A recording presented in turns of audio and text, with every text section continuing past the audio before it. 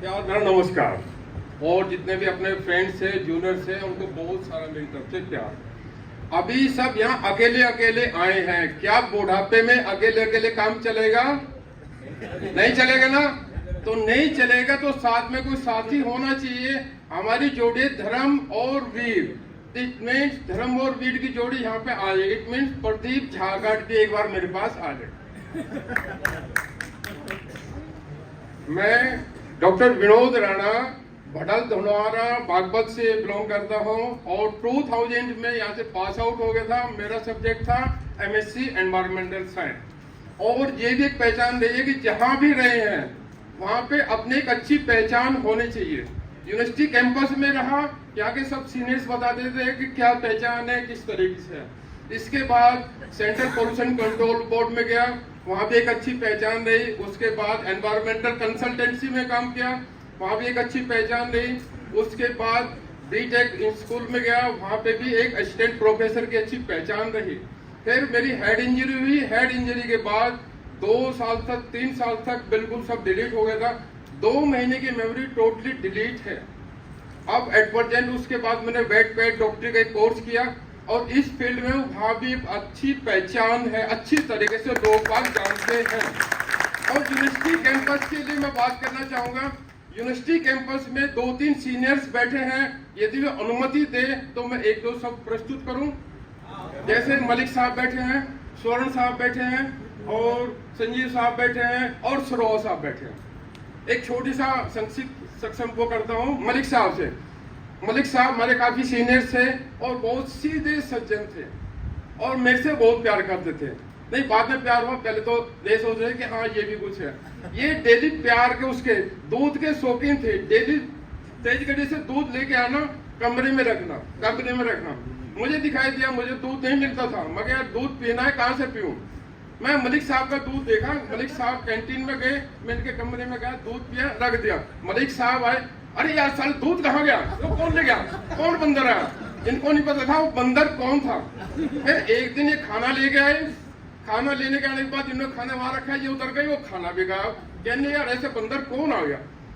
और क्या नाम, सोरन सर है, इनके बारे में बहुत कुछ है। और आगे सरोवर सर है, सरोवर सर का भी ऐसा ही है कि अपना कोट वोट ले गया, इनको पता नहीं है, मैं इनका कोट लेके और अपना काम करके चला गया। ये कहने यार ऐसा कौन है कि जो अपना कोट ही ले गया, ऐसे तो मुझे भी ले जाएगा।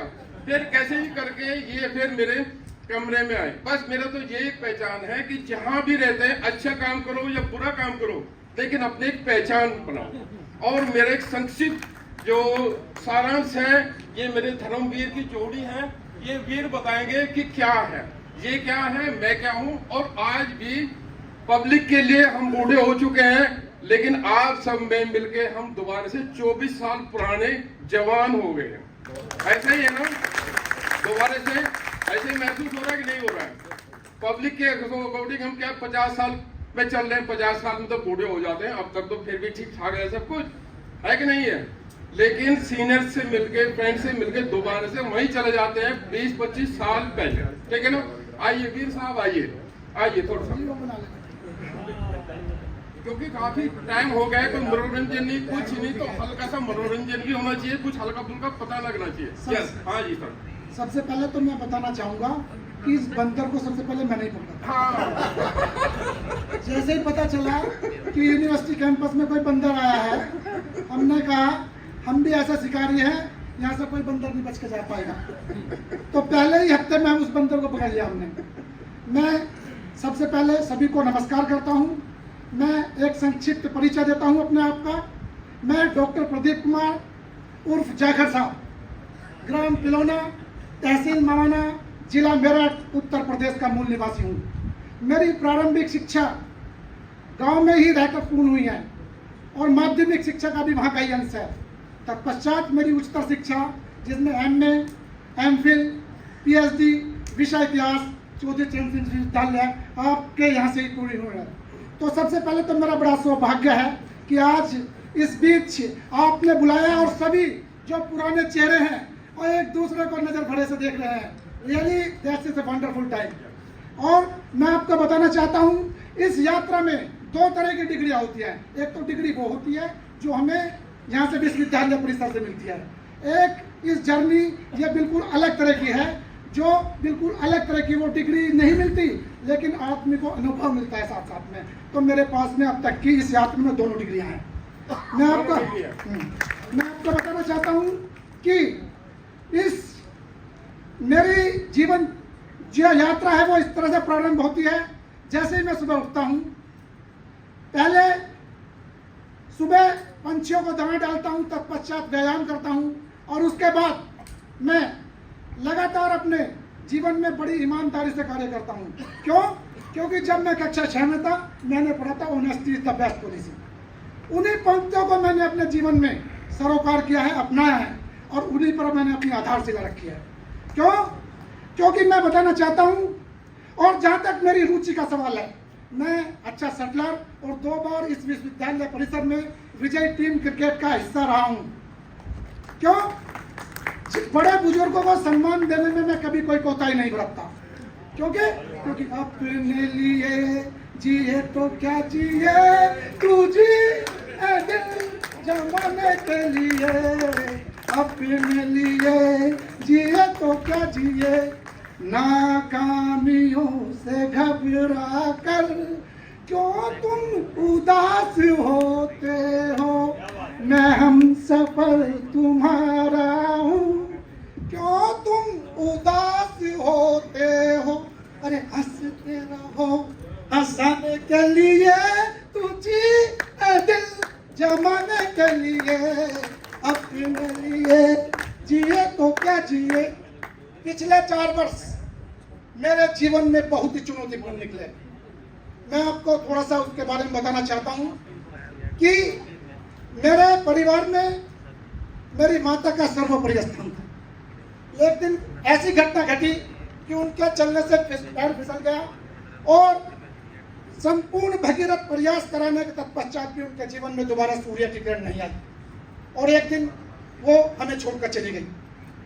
तत्पश्चात मेरे जीवन में घोर अंधेरा और निराशा छा गया। एक दिन मैं बैठा हुआ था तो बड़ा उदास था, बहुत दुखी था कि करे तो करे कैसे। माँ और देश मुझे दोनों प्यारे, माँ और देश मुझे सभी को प्यारे होंगे, क्योंकि मेरी देश विदेश में भी कई जगह बहुत अच्छे लिंक हैं, लेकिन सबसे प्यारा मुझे अपना देश लगता है। क्यों? तो मैं उदास था तो मुझे लाइन पड़ी कि राही मनवा दुख की चिंता क्यों सताती है, सुख तो आता जाता है, दुख तो अपना साथी है, सुख है कि शाम ढलती आती है जाती है, दुख तो अपना साथी है। फिर मैंने क्या काम किया, मैं उठा और उठ के चला, चलते के साथ मैंने ठोकर खा के गिर गया और ठोकर करने के बाद में फिर एक बार एक्सीडेंट होता है जिसमें मेरे हाथ की हड्डी टूट जाती है। मैंने सोचा फिर अपना सारा प्लास्टर करा के, अरे मरने से डरता है क्यों, ठोकर तू जब तक न खाएगा, पास किसी गम को न जब तक बुलाएगा, जिंदगी है क्या चीज नहीं जान पाएगा, रोता हुआ आया है रोता चला जाएगा। तो एक भाई जरा देख के चलो, आगे भी और पीछे भी, दाएं भी और बाएं भी, ऊपर भी और नीचे भी। और इसी के साथ में जब मैं यूनिवर्सिटी कैंपस में आया था ना, तो सबसे पहले मैंने यहाँ पे देखा था, यहाँ पता चलता यहाँ तो सिर्फ खाली डिग्री बनती है, इसलिए हम क्या समझते थे कि यहाँ पे सिर्फ मार्कशीट बनती है। लेकिन हमारे वरिष्ठ डॉक्टर सरोवा, जिन्होंने बहुत प्यार दिया और भी देते हैं, वो मेरे पड़ोसी भी हैं दिल्ली में, और जहाँ तक भी मैं यहाँ पे जाऊँगा, कभी भी मैंने कोई फोन किया है और कभी ना उठाया हो ऐसा हो ही नहीं सकता, और जितने भी उनसे हो सकती है उन्होंने मेरी मदद किया। तो तहे दिल से मैं ऐसे व्यक्तियों का हार्दिक स्वागत करता हूँ और आप लोगों से भी कहता हूँ, जहाँ भी कहीं ऐसी किसी को कोई जरूरत पड़े, जहाँ तक भी अपने से हो सके उसकी मदद करो। इसी के साथ में मैं अपने शब्दों को विराम देता हूँ।